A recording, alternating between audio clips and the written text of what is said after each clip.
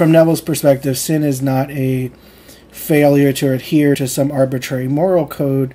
It's a failure to either obtain what you desire or to move in mind towards claiming what you desire. So simply to know what to do and not doing it, or as he said, missing the mark. So if there's something you want and you know how to imagine it to get it, because you've done that many times before for many other things, and you're just not doing it, or for whatever reason refusing to do it, that's sin. Or if your mind was all over the place, and so you got the seeming opposite of what you want and assume that that's the end, that you can't get what you want, that would also be sin.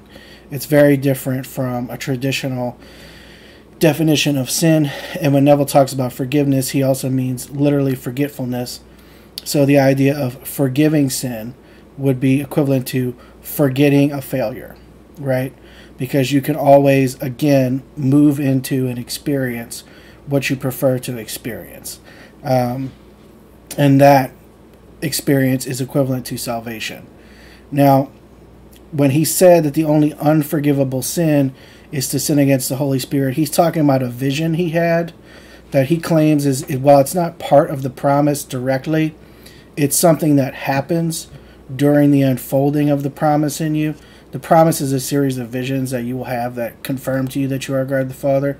And this was a vision that he had, I don't know at what point in his process, but it's something he experienced where he was brought into the unrestrained presence of God.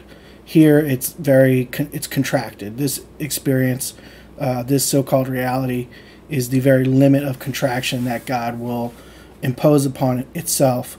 And he was brought into the total unrestrained presence of God and wrapped in the body of love. And before that, he was asked, what is the greatest of creation? And you have to reply, faith, hope, and love, and the greatest of these is love. If you don't reply that, that's the only unforgivable sin. However, at the moment when you're asked the question, you become the Holy Spirit, the idea of the Holy Spirit, so you can't answer incorrectly. So it's not even actually a sin you can commit. I realize all of that sounds bonkers if you know nothing about Neville, but as you learn more about how he understood the Bible and how he explains it to people, it's one of these things where it starts to make perfect sense, especially as you have more and more mystical experiences yourself.